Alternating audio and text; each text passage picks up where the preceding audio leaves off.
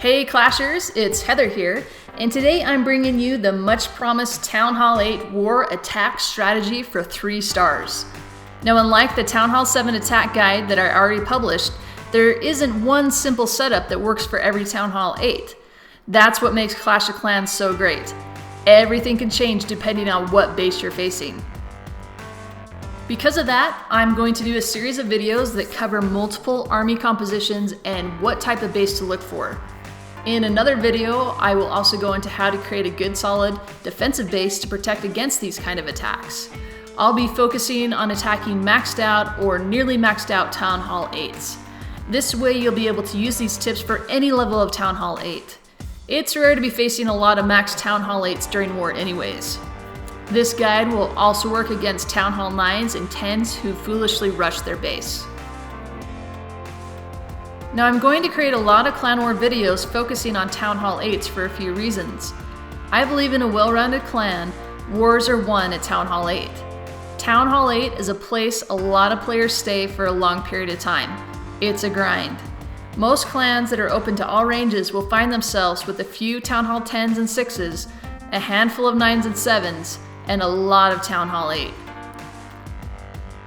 The other thing that makes Town Hall 8 so important is the clan counts on their Town Hall 8s to 3-star all other Town Hall 8s and clean up after the Town Hall 7s. Town Hall 8 is the last Town Hall where you can truly 3-star any other max Town Hall of your same level, no matter how great the base design is. To start off the series, I'm going to share with you what I've found to be the most successful army composition. That's right, dragons. But what I see far too often is people going with all dragons.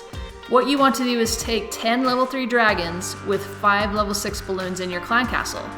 Those balloons are key to the 3 stars. Use them wisely and they're going to protect your silly dragons who like to go anywhere but where you want them to go. Now as far as spells go, I typically take 2 rage and 1 heal. I've done this with 3 rages and that works great too. I've also done it with 3 lightning to take out one of the air defenses. The base you are facing is what will determine what spells you should use. Is this an expensive setup? Heck yeah, but this is war. We're not in it for the loot. Here's your chance to go for the glory and get the 3 stars. Go ahead and barch for that elixir. We're not warring for loot, people. Although if you and your clan follow my guides, you're going to get a lot of loot because you're going to win. When you're looking at bases, the only buildings you need to worry about with this setup are air defenses, Teslas, archer towers, and the clan castle. Now we're not going to pull the clan castle with this army composition, but it's very important to note where that clan castle is in relationship to the air defense. We need those clan castle troops to pull our dragons into the center. The defensive Barbarian King and the skeleton traps are the other 2 pulls. These 3 defensive distractions will either pull your dragons off course or pull them right where you want them to go. The other thing we need to make sure of is that our clan castle balloons are not the ones that ultimately pull the defensive clan castle. We want those balloons hanging back so the dragons will take the clan castle troops out. When you start this attack, you're going to want to clear a bit of the sides. You don't want a group of your dragons going around the outside. With a little patience, you can clear those buildings so your dragons will be pushed into the center. Remember to look at the corners. If there's anything there, you'll want to start your side clearing dragons in the corners so they take those buildings out.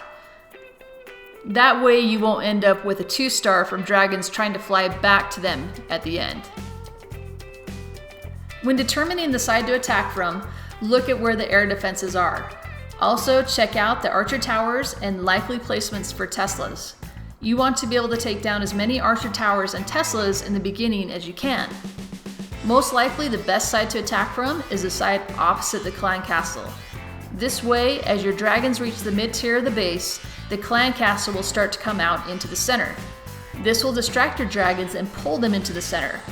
Your dragons will not only take care of the clan castle troops, but also the town hall and the strong defensive buildings that are typically secured in the center. As you're clearing the sides, make sure that your dragons will stay out of range of air defenses. You want to avoid archer towers too, or at least have your dragons be able to take one down early on. Only drop one dragon on each corner of your attacking side to clear. This is where you need to be patient and not get antsy and start dropping your dragons too quickly. We need to create this funnel so that the remaining 8 dragons go into the center. Once you have cleared the corners from your attacking side, drop your main pack of dragons. Space them a little bit so they attack multiple buildings and don't get bunched up. This is where you'll drop your first rage. Remember to drop your rage where the dragons are going, not where they are. You'll want to drop this rage on or about the second layer of walls. This way, the very tip of the rage spell will be on your dragons. As your main pack of dragons start into the second row, right before they're going to reach the clan castle radius, drop your clan castle balloons. Your other dragons should have cleared the side defenses, so your balloons will head to the center. Your balloons will hit the rage, and that will speed them up. At the same time, your dragons will have started pulling the defensive clan castle, and that will pull your dragons into that distraction. This is where you want to drop your heal on your dragons as they take down those clan castle troops. As your dragons reach the end of the first rage radius, drop your second rage. Again, drop it ahead of your dragons so that the edge of the second rage lines up with the edge of the first rage. This will be used by both the dragons and the balloons to get the final air defenses down. This will also help your dragons take down the town hall much faster. Use your Barbarian King like a sheep herder. Once you've dropped your last spell, it's time to stop watching your dragons and start looking for where your Barbarian King can help out the most. You want your Barbarian King to herd those outside dragons back in towards the center. You can do this by starting him on some outside buildings and getting him ahead of the dragons so that their next building will be on the inside. You also want to use your Barbarian King as a meat shield against Teslas and archer towers. Drop him near an archer tower so that he will start taking the hits until your dragons can get there to take the archer tower down. A Barbarian King is a great way to take down those outside Teslas too. However, avoid dropping your Barbarian King near a cannon. Cannons will do a lot of damage to your Barbarian King, and that just ends up being a wasted shield for your dragons. Mortars and wizard towers aren't anything to worry about, but try not to raid your Barbarian King until he's clear of them so that your spawn barbarians can last longer. Try to wait until your Barbarian King is at half health before you use his ability. You can also use your Barbarian King to get him to an air defense that was missed. This is the only time you should use his ability early, is just to get him to an air defense faster.